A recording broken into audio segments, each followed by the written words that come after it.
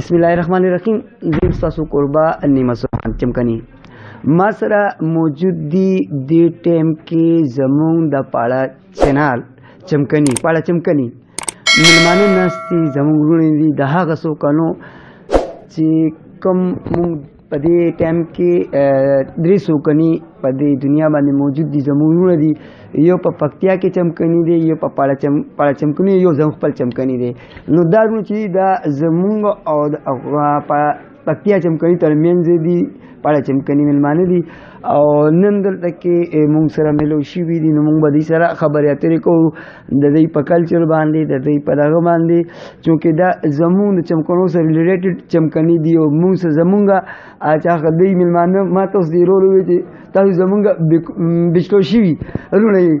نو باقي دا زمونږ ورک شوي وروڼه مونږ ته ملو شوي دي، مونږ به دوی سره خبرې اترې کوو. السلام علیکم بھائی. وعلیکم السلام. ډېره مننه چمکني ټي وي. سر ستاسو نوم څه دی جی؟ زما نوم سید الله قبایلی. او سر ستاسو جی؟ نما انجینئر محمد رحمان. سر ډاکټر محمد بلال. مشتاق احمد چمکه.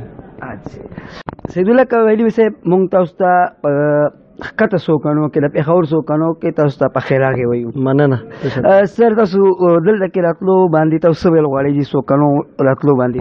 یاره مونږ خو ډېر زیات خوشحال شو. ما د ملګرو ته لارې کې ویلو چې یاره مونږ ته یو ورک ورور یاد شو او نو زمونږ ډېر امیدونه پیدا شو چې دا دغه زمونږ مشران شته دي، زمونږ یونټ اتحاد سوچ ته مخته انشاءالله دیو سره یو ځای مزل کول غواړو. څمکني که د پکتیا که د کورمې د پیښور دي، د خندا او د جړه اواز یو دی. تھینک یو، ډېره مهرباني، شکریه. سر تاسو د هغه د تنظیم مشر م یې؟ جی بالکل. هغلته چې مونږ څنګه هلته یو زمونږ چمکني ویلفیر ټرست دی، نو د هغې یو خادم په طور د چیرمن په حیثیت سره هلته کار کوم. سر دا راته و چې ستاسو چمکني آبادي به په څومره افرادو مشتمل دی؟ جی زمونږ چې هلته کوم چمکني آبادي ده نو هغه 1,30,000 نه ایبو آبادي ده. او فیسیلیټیز هلته کې څه فیسیلیټیز تاسو هلته کې موجود دي؟ تاسو ته د حکومت د طرفه فیسیلیټیز دي؟ جی قدرمن شروع ته چې کوم تاسو کو د فیسیلیټیز حواله سره نو بدقسمتۍ نه زدا وایم چې الته زمونږ کوم علاقه ده نو هغه ډیره ورستو علاقه په دی باندې پاتې شوې ده چې الته د حکومت طرفه خاص توجه دلته نه ورکړل شوی. که زه دا وایم نو غلطه بنوي چې د ژوند د تیرولو کوم بنیادی سہولیات وي هغې نه زمونږ علاقه د بدقسمتۍ نه محرومه ده. دلته کې د تعلیم ریشیو سره هلته کې الته خو چونکې لکه څنګه ما تاسو ته په خبرو کې ذکر وکړو چې یاره الته سهولیاتو فقدان دی او سهولیات ډېر کم دي. نو همدې حوالې سره تاسو چې کوم د تعلیم حوالې سره خبره کوئ نو همدغه رنګې د تعلیم حوالې سره هم الته سهولیات ډېر کم دي. اول خو سکولونه ډېر کم دغه سره دي، که بیا سکولونه دي فار ایگزامپل نو هغې کې د سټاف ډېر زیات کمی دی. د هغې وجې نه زمونږ چې کوم وروڼه دي د هغې علاقې ماشومان دي، بچي دي، نو هغه په دې باندې مجبوره دي چې هغه دینه راشي او دلته په پېښور کې په نورو چې کوم سیټل ایریاز کې په هغې کې په هاسټلو کې او دغه کې ژوند کوي او هلته خپل تعلیم حاصلوي. سر ستاسو دا چمکني چې دا میداني علاقه ده که نه غریزه علاقه ده؟ زمونږ چمکني په دواړو مشتمله ده، خو پکې زیات تر میجارټي چې کومه علاقه ده هغه غریزه ده. خو نن سبا ښه مزېداره وریږي الحمدلله، ښه زبردست موسم یخ دی، ښه زبردست موسم دی.